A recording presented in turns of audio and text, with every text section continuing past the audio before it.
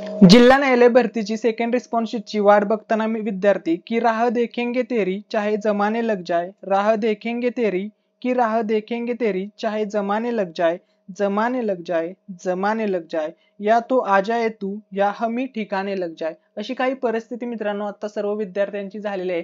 भरपूर दिवस झाले सर्व विद्यार्थी वाट बघत आहेत की आन्सर की कधी येईल, सेकंड रिस्पॉन्स शीट कधी येईल।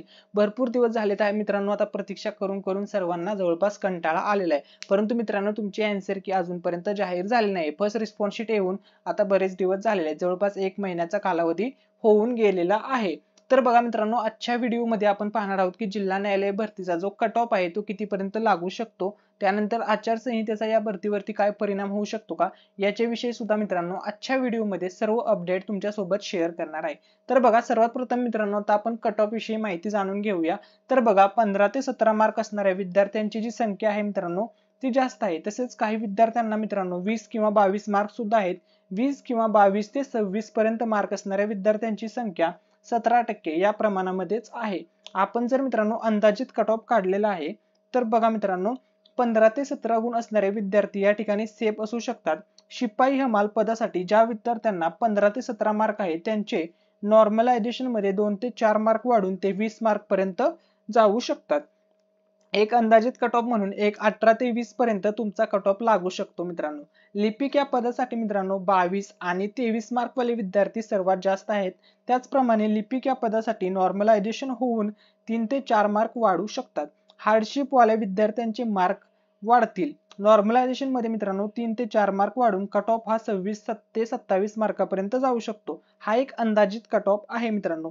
नॉर्मलायझेशन मध्ये मित्रांनो 3 ते 4 मार्क तुमचे वाढू शकतात, याच्यापेक्षा जास्त सुद्धा वाढू शकतात आणि कमी सुद्धा वाढू शकतात। डिपेंड करत आहे मित्रांनो तुमची शिफ्ट कोणत्या, तुम्ही शिफ्ट मध्ये पेपर दिलाय।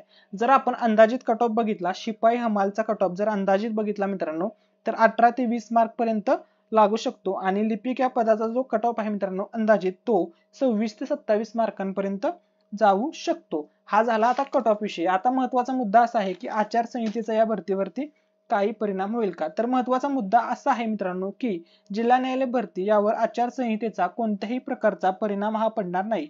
त्यामुळे मित्रांनो जिल्हा न्यायालय भरतीची रिस्पॉन्स शीट ही लवकरच येऊ शकते। आणि त्याचप्रमाणे मित्रांनो जर जिल्हा न्यायालय भरतीवर आचारसंहितेचा काही परिणाम झाला असता, तर या ठिकाणी हायकोर्ट ऑफ बॉम्बे तर्फे पाठीमागे एक जाहिरात देण्यात आली होती किंवा प्रसिद्ध करण्यात आली होती, तर ती जाहिरात प्रसिद्धच झाली नसती जर काही परिणाम होणार असता तर।